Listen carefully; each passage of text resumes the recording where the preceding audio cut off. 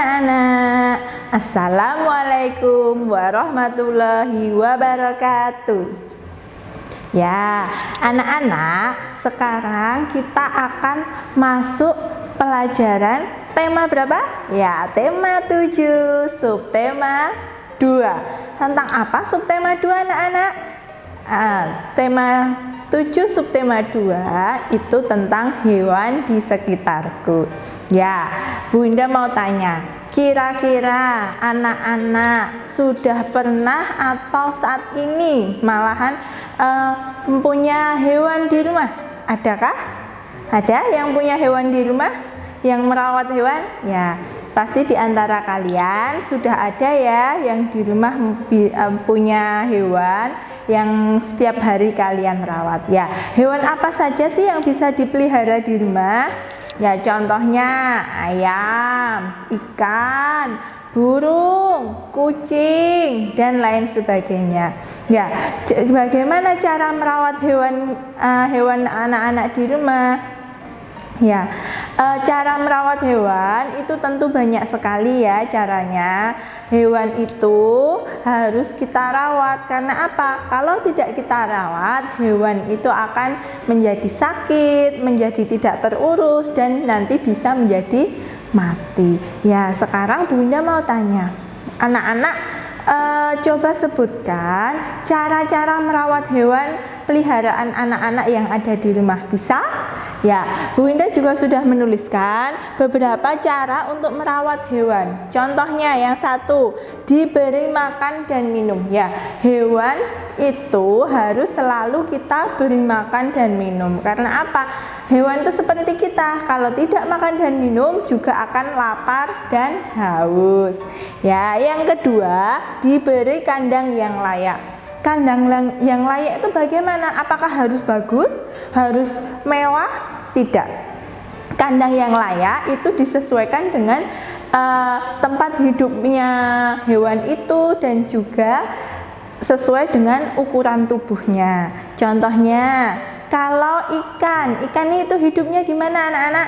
Ya, betul, hidupnya itu di air. Jadi kita harus memberikan kandang atau tempat yang ada airnya atau yang airnya cukup untuk bisa berenang. Contohnya di akuarium atau di kolam. Sedangkan burung itu hidupnya di mana? Hidupnya di darat, tapi dia kan suka terbang di udara. Bagaimana cara memberikan tempatnya? Ya, kita berikan tempatnya seperti tempat biasa, tapi ada kayunya atau ada tempatnya yang bisa untuk dia terbang gitu. Jadi tempatnya agak tinggi gitu ya. Yang selanjutnya contohnya ayam. Bagaimana kandang yang layak untuk ayam? Ya, kandang yang layak untuk ayam itu ada dua jenis. Ada yang langsung di luar rumah, maksudnya kandangnya bawahnya langsung tanah, nanti di situ biasanya akan tumbuh rumput-rumput, jadi ayamnya bisa langsung makan di situ. Dan ada juga kandang ayam yang bentuknya kotak yang dibuat dari bambu. Nah, itu juga bisa, tapi juga tidak boleh yang terlalu kecil. Walaupun kotak dan ayam itu agak kecil, tapi berikan tempat yang agak luas, karena ayam itu suka jalan-jalan. Jadi berikan tempat yang sekiranya ayam itu bisa jalan. Dan tentunya banyak udara yang bisa masuk ke kandangnya itu, karena ayam juga butuh untuk bernafas. Ya, yang selanjutnya, kandang selalu dibersihkan. Ya, sekarang coba kalau rumahmu tidak pernah dibersihkan, bagaimana? Nah, pasti tidak akan nyaman, kalian tidak akan betah, akan menimbulkan sarang penyakit. Begitu juga dengan kandang hewan. Kandang hewan itu harus selalu dibersihkan, apalagi hewan itu tidak bisa buang kotoran di toilet. Jadi hewan itu akan buang kotorannya di situ, sehingga kita harus selalu atau rajin membersihkan kotorannya. Karena nanti kalau tidak dibersihkan itu juga mengganggu kita. Mengganggu apa? Ya, kotorannya akan menjadi bau, menjadi sarang penyakit untuk kita juga. Yang selanjutnya, membersihkan badan hewan ya. Seperti apa? Kucing ya. Kucing, siapa yang anak-anak punya kucing di rumah? Ya, kucing itu harus tidak harus selalu setiap hari ya, tapi secara berkala itu dibersihkan, dimandikan, atau juga bisa disisir bulunya biar tetap sehat. Karena kalau hewan peliharaan yang kotor, tidak sehat, itu juga bisa menimbulkan penyakit ke kita atau menularkan penyakit ke kita. Ya, seperti itu. Sekarang Bu Winda akan mengajak kalian mengulas kembali, karena dulu sudah pernah diterangkan tentang kalimat pemberitahuan. Mari kita lihat ke sini. Ya, sekarang kita akan belajar kembali tentang kalimat pemberitahuan. Anak-anak, masih adakah yang ingat tentang kalimat pemberitahuan itu apa? Ya, kalimat pemberitahuan adalah kalimat untuk memberikan informasi kepada orang lain. Jadi, jika kita ingin memberikan informasi, cerita, atau sesuatu yang penting, hal penting, itu kita menggunakan kalimat pemberitahuan. Ya, kalimat pemberitahuan itu disampaikan dengan cara 1. Dengan kalimat yang sopan, 2. Dengan suara yang bukan lantang ya, tapi suara yang jelas dan dengan nada yang jelas juga, supaya orang lain bisa menerima informasi itu dengan baik. Ya, contohnya besok pagi anak-anak memakai seragam olahraga. Nah, itu kalimat informasi. Berarti apa yang akan disampaikan dari kalimat informasi ini? Ya, besok pagi anak-anak harus memakai seragam olahraga. Contoh lain, misalnya di sekolah, jangan buang sampah sembarangan. Ya, berarti itu adalah informasinya, anak-anak tidak boleh membuang sampah sembarangan. Berarti sampahnya dibuang di mana? Ya, dibuang di tempat sampah.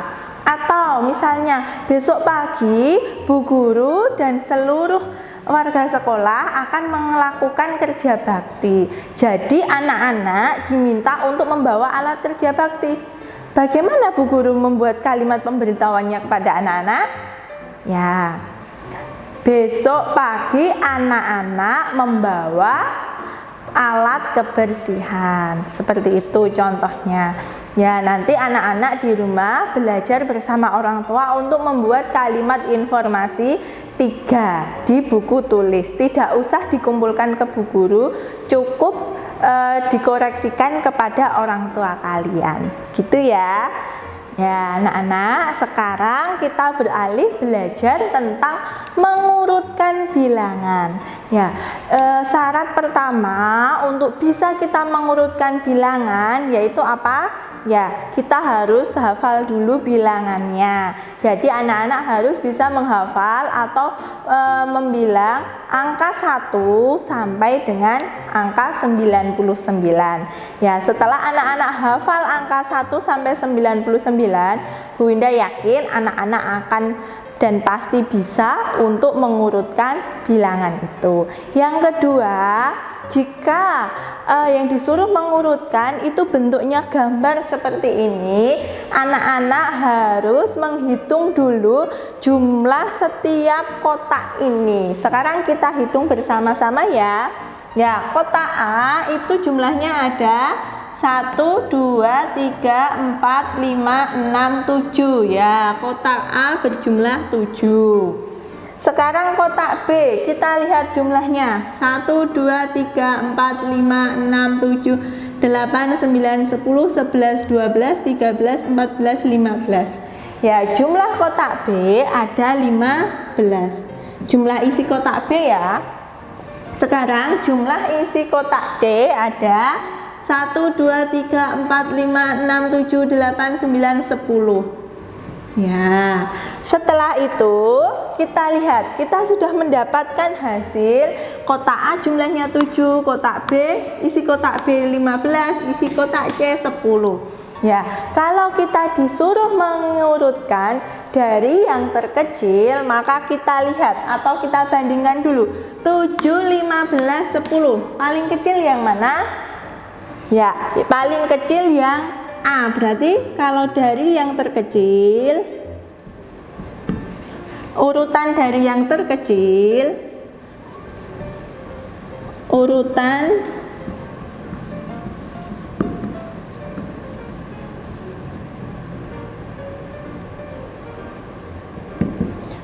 dari yang terkecil itu berarti paling kecil adalah angka 7. Angka 7 itu adalah kotak A. Mari kita tulis A.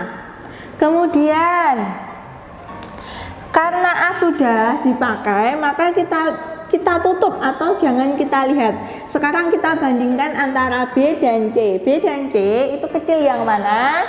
Ya, kecil yang C. Berarti setelah A kita tulis huruf C. Ya, A sudah dipakai, C sudah ditulis, dan yang belum hanya tinggal yang B. Berarti yang terakhir adalah B.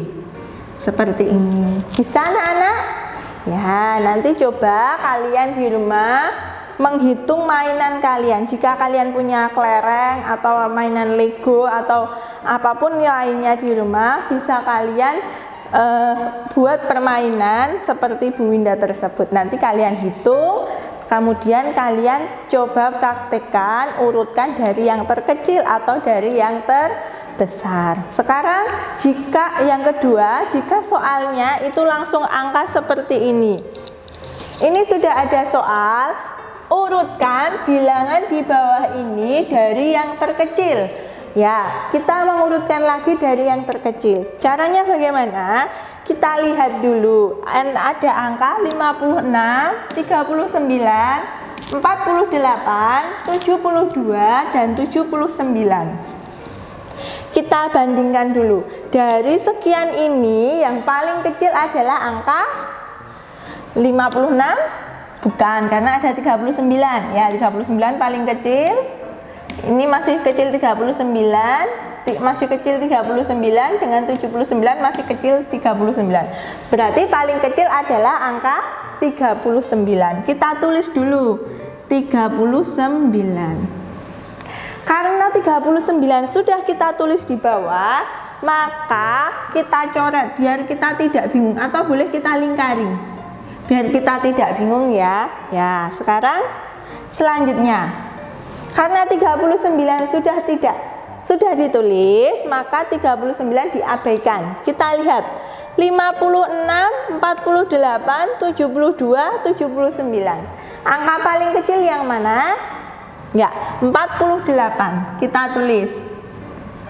Ya, karena 48 sudah ditulis, kita lingkari. Ya, sekarang tinggal angkanya ada 3, 56, 72, 79. Paling kecil angka? Ya, 56. Kita tulis. Sekarang kita tinggal membandingkan dua ini, 72 atau 79 dulu? Ya, kecil 72. Mari kita tulis 72. Lingkari. Dan yang belum dilingkari hanya ada angka 79. Jadi kita tulis.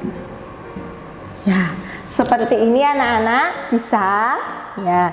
Coba sekarang kalau kita mau mengurutkan dari yang terbesar. Misalnya Bu Winda punya angka seperti ini.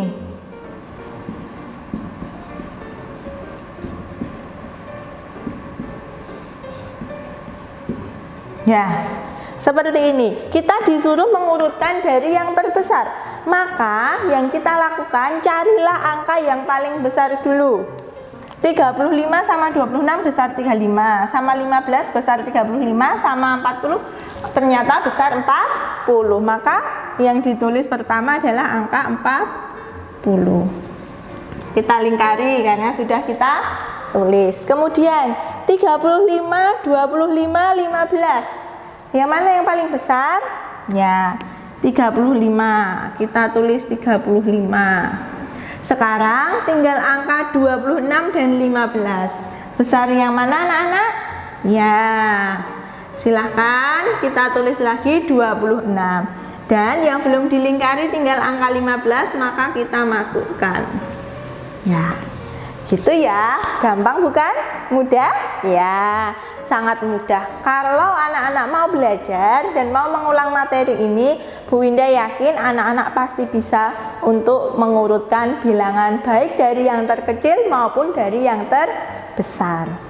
Ya, sekarang selanjutnya kita akan belajar membandingkan angka dengan kalimat lebih dari atau kurang dari. Ya, masih ingat ya anak-anak? Caranya yang pertama, kita melihat dulu angka yang paling depan atau yang sebelah kanannya Bu Guru dan sebelah kirinya Bu Guru. Ya, kita lihat nomor 1, 65 dan 35. 65 dan 35 itu jika angkanya seperti ini, besar mana anak-anak? Ya, besar 65. Jika besar yang paling kanan atau yang depan, yang sebelah kanannya Bu Guru atau yang depan, maka kita isi dengan kalimat lebih dari. Ya, Bu Winda ulangi. Pertama kita lihat dulu angkanya yang sebelah kanannya Bu Guru dan sebelah kirinya Bu Guru, atau bisa juga depan dan belakang. Kita sebut depan dan belakang. Ya, jika yang depan itu lebih besar atau lebih banyak, maka kita isi dengan kalimat lebih dari. Lebih dari. Ya. Kemudian nomor 2, kita lihat 47 dan 52. Ya, yang depan dan belakang itu besar yang mana anak-anak? Besar yang belakang. Ya, yang ke depan itu lebih kecil. Berarti jika lebih kecil, yang depan lebih kecil atau lebih sedikit, kita isi dengan kalimat kurang dari.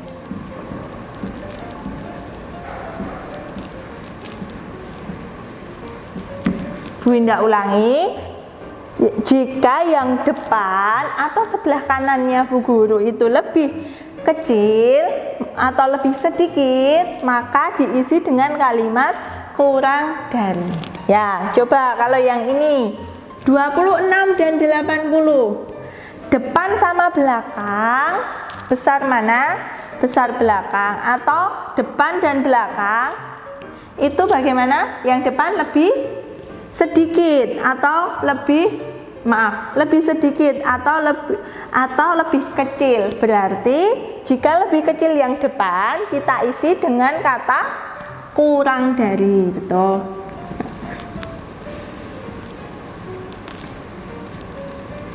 Ya, coba satu lagi. Misalnya ada angka 53